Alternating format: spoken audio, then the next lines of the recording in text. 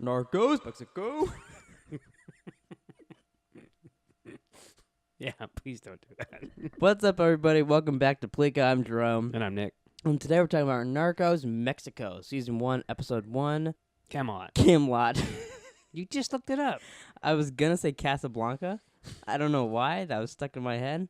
But before we get into the review, I want to give you guys a little heads up of how we're going to do the show. If you watched our Ozark videos, and you kind of already know, we're doing every single episode. So the video that you're watching with us is as far as we've seen in the show. We're not watching ahead. It makes it very difficult with series like this on Netflix, but it's kind of fun doing it this way. It is fun and gets us into the show more, too. Yeah, because then you're like, motherfucker, I want to know what happens next. But Yeah. like we try to do 2 a day, but we're going to get this done as quick as possible. Yeah. And then also he's seen every episode of Narcos, the Yes. original series, all 3 seasons, and the most I've seen of that is over his shoulder at the gym. I've seen... You're watching over my shoulder? Well, like when That's I tap you and I'm like, hey, time to go home. But I've seen no Narcos except for this episode. And you didn't... I've told you how good it is. Yeah. And you're like, Which, watching this, it does make me want to watch the original one a little bit, but obviously not until we finish this. Yeah. Well, because you're like, I don't want to read. Yeah, then I ended up reading the whole book in this. Yeah, I kind of expected the subtitles not to be as much. I didn't. But is it just as much? Is it the same thing, or is there less in this? Or did No, I felt it was exactly same the thing? same. Yeah. Oh, okay. So Subtitles when they were speaking Spanish half the time. Yeah. okay. So what do you think about this one? Does it feel different? Does it feel the same? Yeah, it does. It feels different and it feels the same. Okay. I was like, what? Yeah. No, it feels different because they're in Mexico and it's new characters. Yeah, new characters. And everything. It feels the same because it's the same music in the beginning. It's the same. It's DEA. Mm-hmm. It's narrated by the blonde guy. I can't remember his name from the first season. Mm-hmm. I think he's in the second season also. So it'll be interesting to see if he's in it.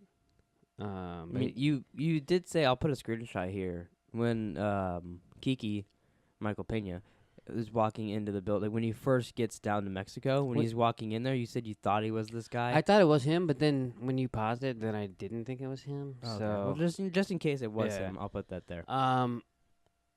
all that makes it in the subtitles and all that makes it feel the same. Mm-hmm. But there's other things that make it feel different. You know, it's a new story and everything. You know, season 3's a new story kind of too. Oh, really? Yeah. Not completely new, but it had to go a different direction. So I don't know. I'm excited to watch it.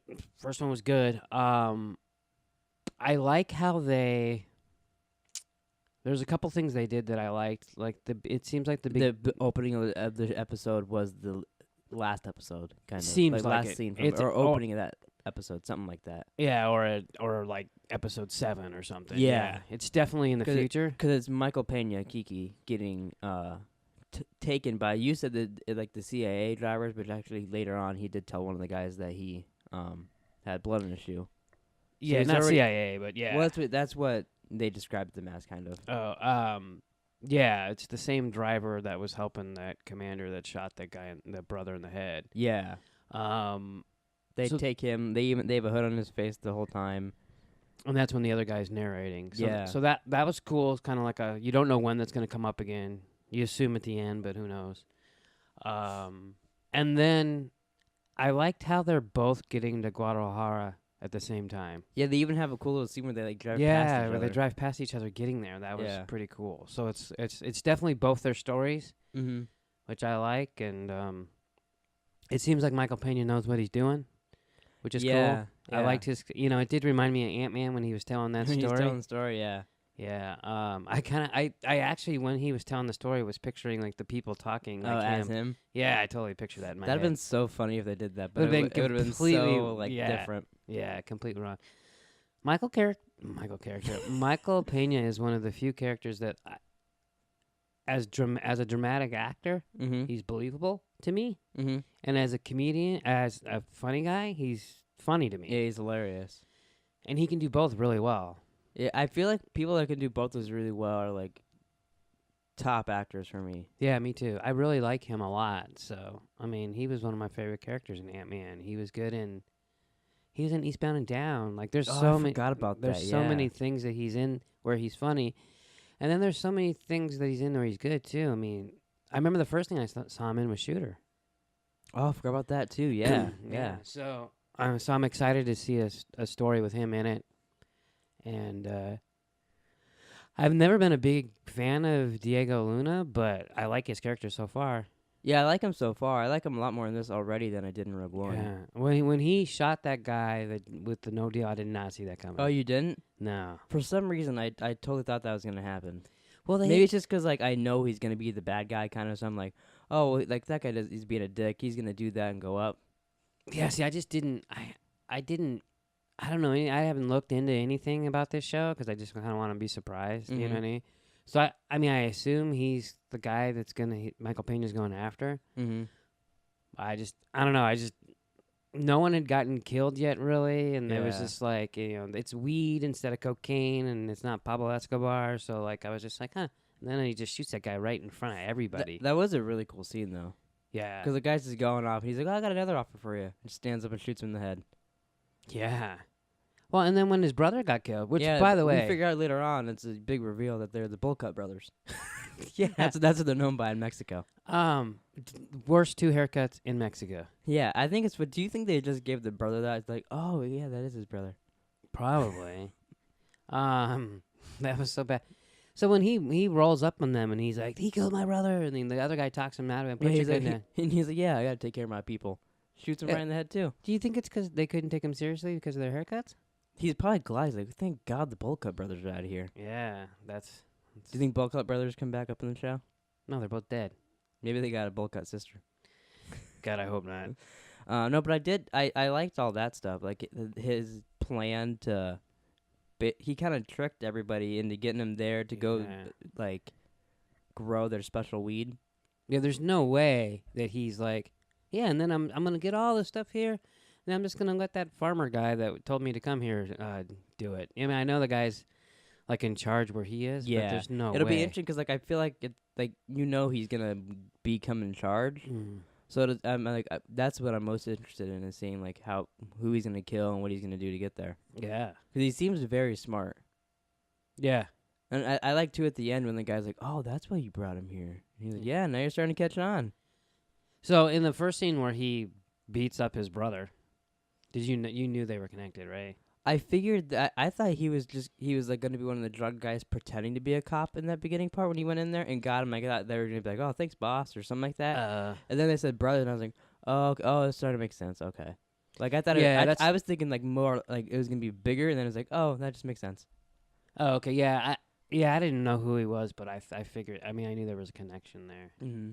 But yeah, I really enjoyed the first one. It'll be fun to watch the rest of them to see where it goes. And there's gonna be cops that fuck them over, or you know what I mean, like the DEA, and they can never do anything right. So like, I'm gonna look up his name because I just know him as Reverse Flash.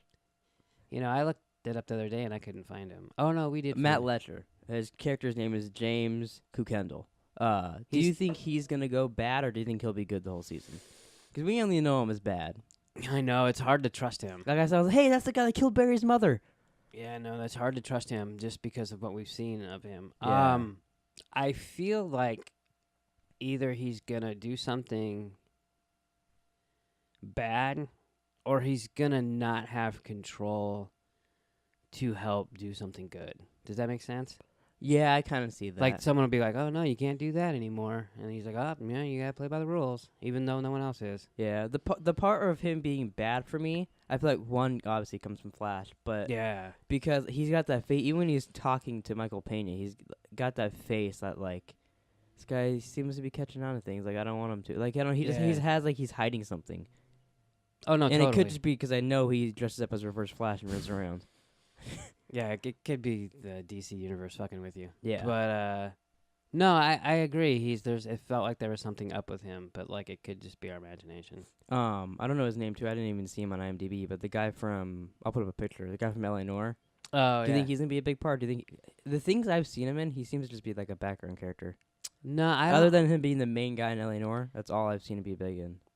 Main guy in L.A. Noire, and also he was in Mad Men, but he didn't have a big part in Mad Men either. He was like one of the, I don't even think he was in it past season. It's weird, a couple seasons. He's one of the only people that you can look at, and you're like, oh, he looks exactly like his video game. Like it's almost weird how good he looks, like exactly like that character. No, completely. Because like most people are like, oh, you can tell they kind of like it's like almost the same thing. Yeah.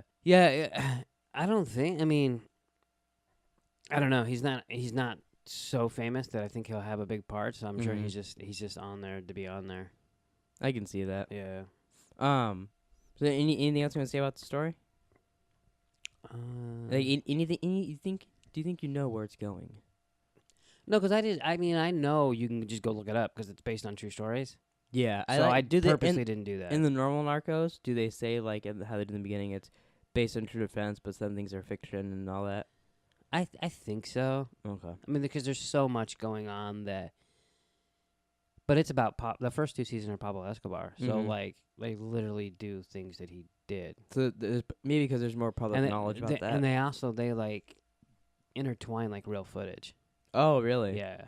They did that a little bit in like the opening, like when the guy does his monologues in this, they do that a little bit. Yeah. I don't know. It should be interesting. They actually go to Mexico in season 3. Oh, that actually just reminded me. This is the season. I think this is the season, right? That when they were scouting for it, people got murdered. The scouts did. Yeah. Which is pretty fucking scary. Yeah. No shit. But yeah, I liked it. It was very different for me. I haven't really watched anything like this, where it's like. Yeah, I was kind of like true stuff, and there's subtitles, but like. But it's really good. But I mean, everybody in it is a good actor, and the story got me interested. The story's good. There's a lot of. I mean, it changed my mind on Diego Luna. I used to just think he was okay, but now like I like him in this. There's the story's good. There's usually action. There's people getting killed. There's 2 people got shot in the head. This one. There's drama because, there's drugs and hiding and kidnapping and all kinds of stuff. So like, I mean, it's very good. It's one of my favorite shows on Netflix. So I was excited for it to come out. I'm excited to watch the rest of them. Yeah, me too. But alright, so that's it for us talking about Narcos Mexico. Comment down below what you thought about this show. Try not to spoil stuff for us. We're only in episode 1 at the moment. We're going to try to do a couple more episodes tomorrow. We'll see how it goes. Hopefully finish this as quick as we can. If you haven't seen it already, you can go check out our Ozark videos, or we talk about almost every fucking TV show. So you can check out a bunch of stuff we do. See you guys next time. Narcos Mexico.